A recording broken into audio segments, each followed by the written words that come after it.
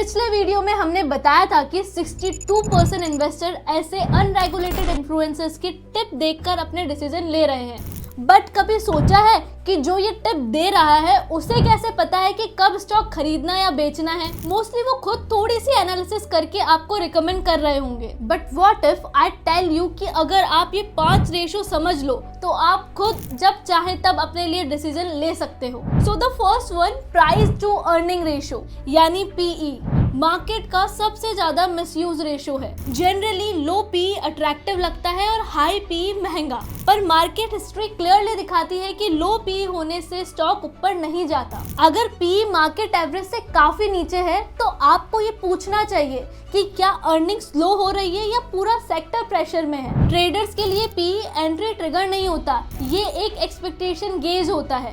Then comes return on equity और ROE, जो बताता है कि कंपनी अपने शेयर होल्डर्स के कैपिटल पर कितना एफिशिएंटली रिटर्न जनरेट कर रही है। मार्केट जनरली 15% से ऊपर का आरओई स्ट्रॉन्ग बिजनेस क्वालिटी का सिग्नल मानता है। हाई आरओई कंपनीज में प्राइस ब्रेकडाउन यूजुअली लिमिटेड होता है और रिकवरीज कंपैरेटिवली फास्टर होती है। और लो आरओई का मतलब होता है बिजनेस एफिशिएंसी वीक है और ऐसे स्टॉक्स में प्राइस बिहेवियर ज्यादा अनस्टेबल हो सकता है। तीसरे नंबर पे आता है प्राइस टू बुक रेशो यानी पीबी। बैंक्स, एनबीएफसी और साइक्लिकल स्टॉक्स के लिए बहुत रिलेवेंट होता है। पीबी रेशो ट्रेडर्स को वैल्यूएशन से ज्यादा रिस्क परसेप्शन समझने में हेल्प करता है। जनरली 1 से नीचे का पीबी कभी अपॉर्चुनिटी हो सकता है और कभी स्ट्रक्चरल स्ट्रेस का सिग्नल। ट्रेडर के लिए सवाल ये होना चाहिए कि मार्केट डिस्काउंट किस वजह से दे रहा है, असेट क्वालिटी का इशू, ग्रोथ स्लोडाउन या सिर्फ short term sentiment problem. Then come debt to equity ratio AKA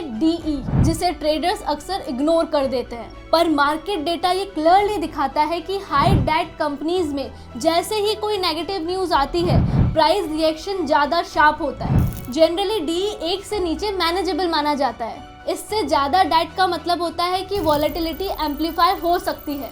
trader के लिए डेट रिटर्न प्रेडिक्ट करने का टूल नहीं बल्कि रिस्क एम्पलीफाई होने का सिग्नल है। And last is dividend yield, जिसको लोग सिर्फ इनकम के एंगल से देखते हैं, पर ट्रेडर्स के लिए ये एक पावरफुल सेंटिमेंट इंडिकेटर होता है। हाई डिविडेंड यील्ड कई बार ये दिखाता है कि मार्केट कंपनी से हाई ग्रोथ एक्सपेक्ट नहीं कर रहा, और लो डिविडेंड यील्ड का मतलब हो सकता है कि कंपनी प्रॉफिट री इन्वेस्ट कर रही है या market future growth price in कर चुका है। डिविडेंड यील्ड एंट्री का ट्रिगर नहीं होता, पर मार्केट का मूड समझने का टूल होता है। सबसे बड़ी गलती जो ट्रेडर्स करते हैं वो रेशो को फाइनल डिसीजन बना देते हैं। रेशो सिर्फ फिल्टर होते हैं, फाइनल डिसीजन हमेशा प्राइस बिहेवियर, वॉल्यूम कंफर्मेशन और रिस्क मैनेजमेंट के साथ मिलकर आता है। ट्रेड लेने से पहले सिर्फ 3 सवाल पूछो। क्या वैल्यूएशन एक्सपेक्टेशंस के कंपैरिजन में एक्सट्रीम है? क्या बिजनेस क्वालिटी बेसिक लेवल से स्ट्रॉन्ग है? और क्या बैलेंस शीट किसी एक नेगेटिव इवेंट से डैमेज हो सकती है? अगर ये 3 क्लियर हैं तो रेशोज आपके फेवर में काम करते हैं। रेशोज का काम फ्यूचर प्रिडिक्ट करना नहीं होता, रेशोज का काम होता है आपको बैड ट्रेड से बचाना। और जब लॉसेस कंट्रोल में आ जाते हैं तो प्रॉफिट ऑटोमेटिकली फ्लो करता है। ऐसी ही प्रैक्टिकल ट्रेडिंग क्लैरिटी के लिए चैनल को सब्सक्राइब करो और बेल आइकन दबाओ। मिलते हैं नेक्स्ट वीडियो में। Investments in securities market are subject to market risks. Read all the related documents carefully before investing.